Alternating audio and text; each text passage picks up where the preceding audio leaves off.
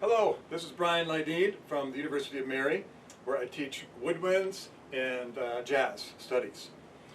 So today I'm going to be talking a little bit about the Piccolo Etude that's being used for the all-state auditions this year.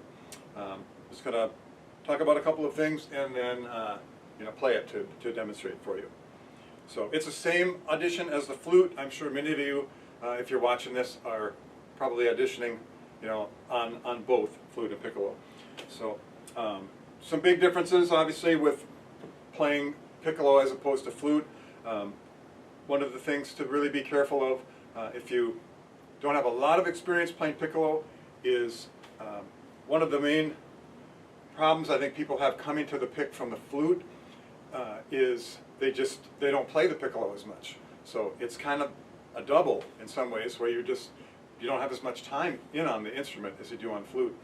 And when we approach the piccolo, it's easy to overblow and just use too much air.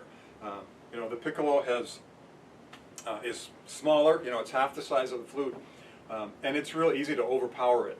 And the tuning is squirrely enough and just, can be hard to dial in on the pick as it is.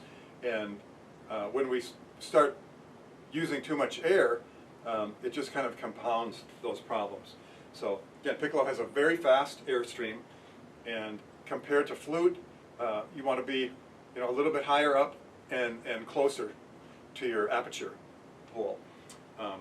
So the airstream is really close to the embouchure hole on the head joint. So that's one of the main things. Just don't overblow and don't overpower the pick. As far as the etude itself, I said this in the flute one too, but it outlines a lot of E minor arpeggiations. So just make sure you're really comfortable with those chord patterns and those arpeggios. And as far as the dynamic on here, it should be pretty strong. Again, piccolo kind of sounds loud, no matter what, just because of the range it's in, and it can easily be heard. But yeah, play with a good strong sound. There's not a lot of dynamic contrast in here, and just really focus on not only good intonation, obviously, but clean articulation.